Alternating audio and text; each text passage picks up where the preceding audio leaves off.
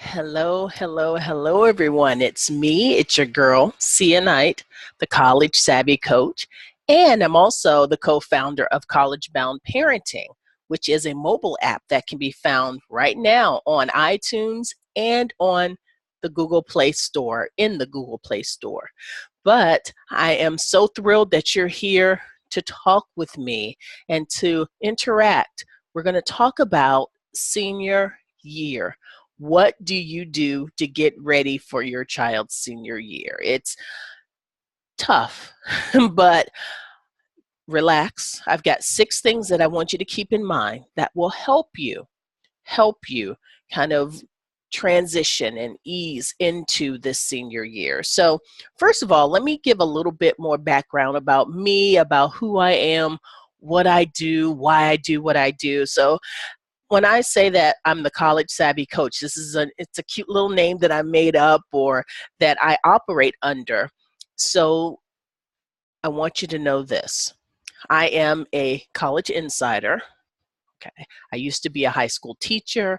I used to be a school counselor. I used to run a program with 1,200 students in it with predominantly first generation college students. But now I operate as the college savvy coach. Now, what I found in all of my years in education, I've got over 20 years in, that a lot of students will get information about the college process, what to do, who to contact, what to fill out, but this information is not getting home to the parents. And when I worked with that program, one of the most satisfying things that I got out of it was working with the parents and helping parents, because parents are often out of the loop. And I do not want that to happen, because there's some inside information that if you know this insider stuff, you're going to be good to go. And I want to give you this inside expert advice so that you can position your child to be ready for the college of their choice. So that's what I wanted to kind of put out to you and let you know, that when I work with families, typically I start at maybe middle school age students, and I work with those families, but I also work through high school 11th and 12th graders as well. But on the earlier end, I talk about courses, I talk about activities, what's going to make you more attractive to colleges and universities. So I just wanted to give that information about who I am and what I do, and kind of, hey, what's your street cred? I've been doing this for quite some time. So let's talk about senior year. Let's talk about senior year. And I've got some slides prepared to talk about stepping into senior year. And we're talking about what to do and how to be most effective for your child who is going to be leaving you soon. Let's talk about that. So I'm going to try to share my screen with you, and let's see if this actually works. Slideshow, let's do from the beginning. Bam, it does work. Yay! So I want to talk about 6 factors that will help your rising senior succeed. There are a lot of things that happen senior year. It's a big time of transition. Okay, it's probably one of the most challenging times for a family. Now, there's a lot of transition and there's a lot of confusion. So the students can see the finish line. They can sense, oh my goodness, this is almost over. So they may start, as Beyonce says, feeling themselves a bit like, hey, you know what? I'm a senior. I don't really need you. You can step off, mom, step off, dad. Hopefully they don't really say that. But there's this sense of independence. And you as the parent, you also feel like, good, take care of it. Good. When are you leaving? That's good. Let's open that door. And then you're thinking, oh, my baby is leaving. This is terrible. So there's a lot of conflicted emotions during this time. But the question is, what's the best way to step into senior year? And how can you as the parent help to strengthen your seniors' profile. Okay, so let's look. 6 areas that I'm going to talk about briefly: internships, community service, college admissions testing, course selection, a college application strategy, and scholarships. Now, those are 6 things that are all very important that I want you to think about. Boy, when it's time for a senior year, when the year begins, my child's got to be on top of all of this. Translation, the whole family has to be on top of all of this.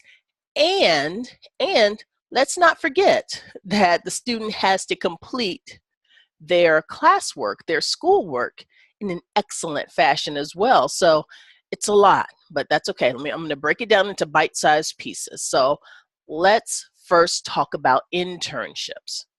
Now, as I record this, it's summer right now.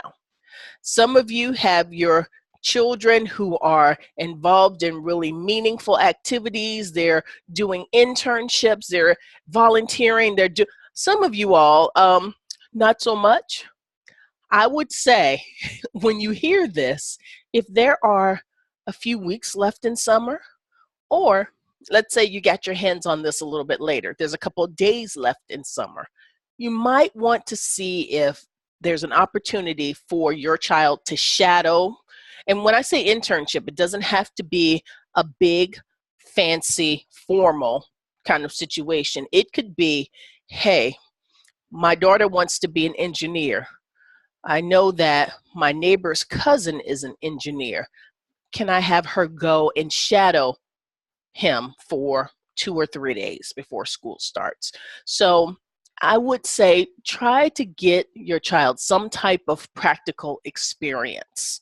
So that's the first thing I want you to think about.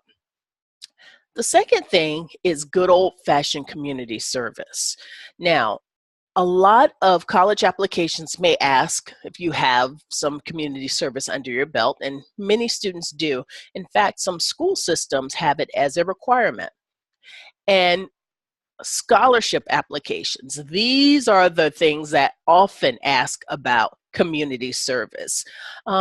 If you can, look for experiences that include your students' interests. And also know this, colleges and universities, they can see through fakeness. I'll just have to put it that way. So, for instance, if your child is, just going to go and kind of go on a mission trip, and you could tell that they can tell by the way your child writes about it in their essay that it really didn't mean a lot to them. Talk to your child a little bit before they participate in these activities, because that's one thing that the colleges are going to be looking for. What kind of meaning did the student get out of this experience? Also, the last thing I want you to know is that for those of you all who have students who are looking at very, very elite colleges, Ivy League schools, etc., the standard kind of community service is going to be great to do. I don't want the message to get out that you shouldn't be doing community service. However, so there's a difference, and I always use this example of going out and feeding the homeless, which is noble and it's good, and everyone should, okay, that's great.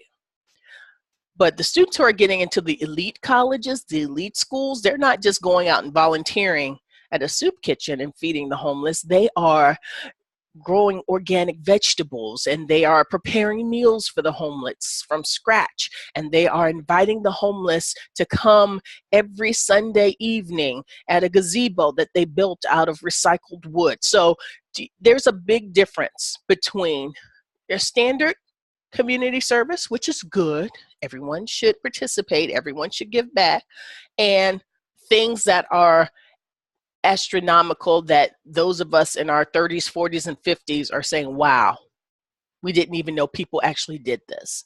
So keep that in mind for community service. Now, college admissions testing. The question is, let's see, I see somebody on my screen. Someone wants me to buy something. I will say, no, I'm going to put all of my money to helping my child with college admissions testing. So most seniors will take the ACT in September, I think is the ACT. SAT, it used to be the first time that it was given was in October. However, this year, 2017, for the first time, the SAT will be given in August. Write that down, August. I suggest that seniors go ahead and jump on that particular administration, because you don't want to wait until the last minute, especially if your child is applying early action or early decision. That's for another day. And here's another question too.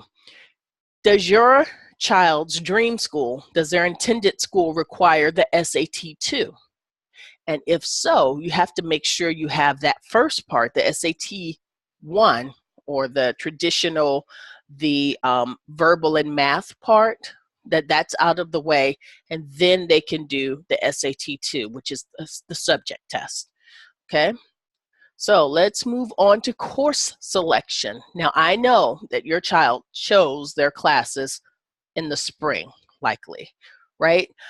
It's time to take another quick look at the classes before school starts. Colleges don't like when students slack off in 12th grade. I remember when I was going to 12th grade, that was kind of a thing. 12th grade, oh, you don't have to take anything, or the classes aren't that important.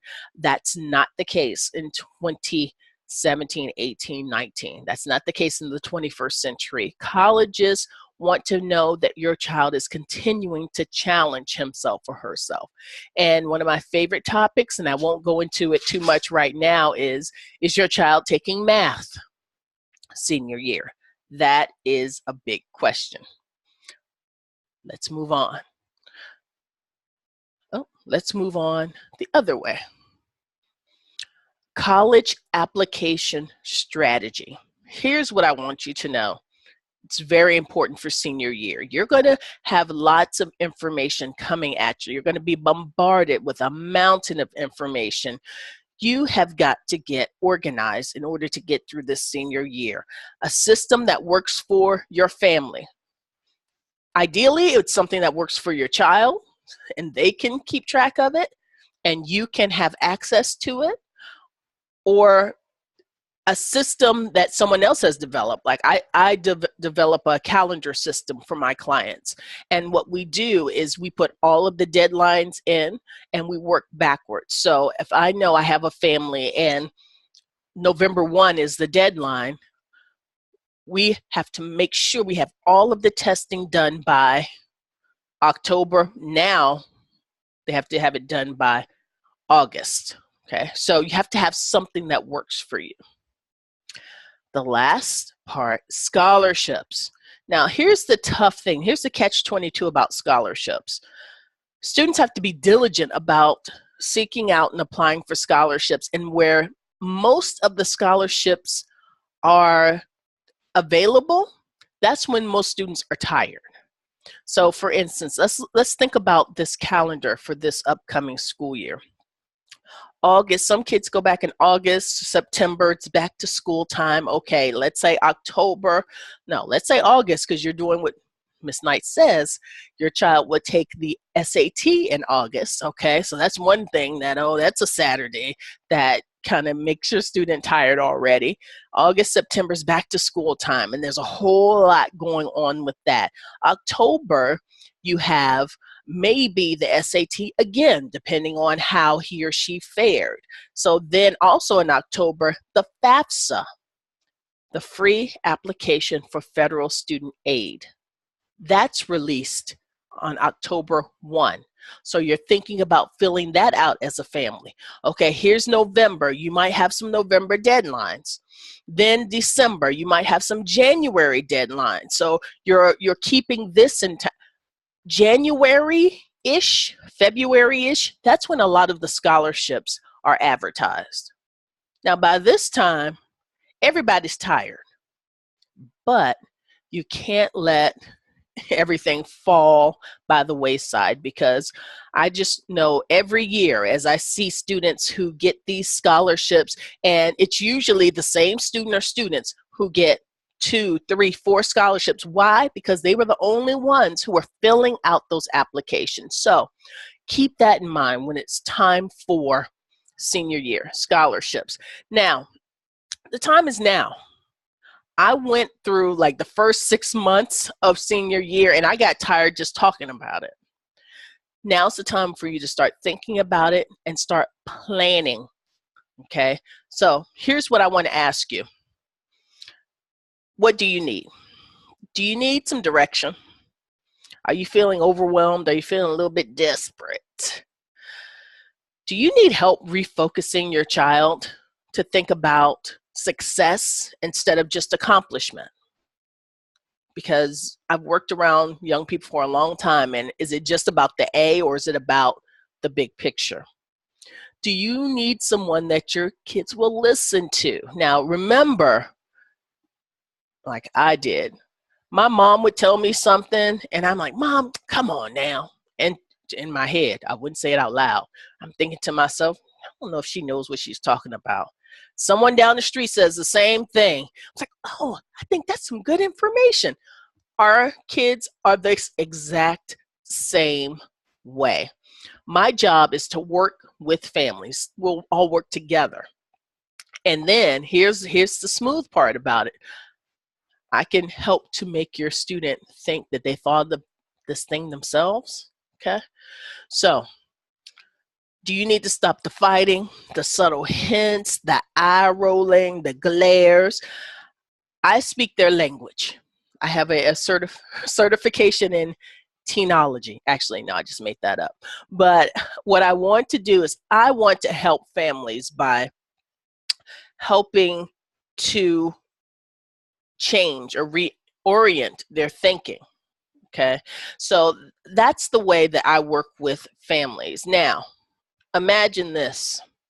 Imagine the relief of knowing that your son or daughter is well focused on the future, not just wallowing around, wondering what to do with their life. Just think about that. And that's really all we want. We want our children to be successful.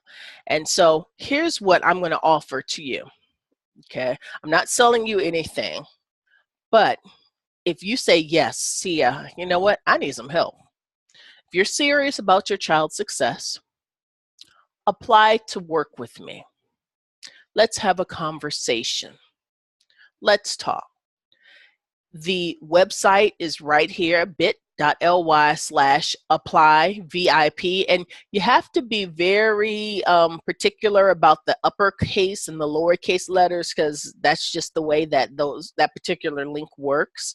But fill out the application and let's talk. Okay, it's just to find out whether or not it's a good fit for us to be able to talk and perhaps work together. So let's do that. Now, some parting words. And this is tough because senior year is about to hit you like a ton of bricks. Sorry, it just is. Okay, I want you to keep in mind the big picture, but on the other hand, pay attention to detail. Okay, or coach your child on how to do this. Try to help keep your student balanced. And the last thing I will say is take time to enjoy this. You will only have one senior year with this one child. Do you want to spend it stressed, frustrated, overwhelmed, and with an attitude? Or do you want to be able to relax and enjoy? So that's all I have for you today. I just wanted to, let me stop the share. Here I am. I just wanted to give you those 6 factors, things that I want you to keep in mind and to consider when it's time to get ready and to step into senior year.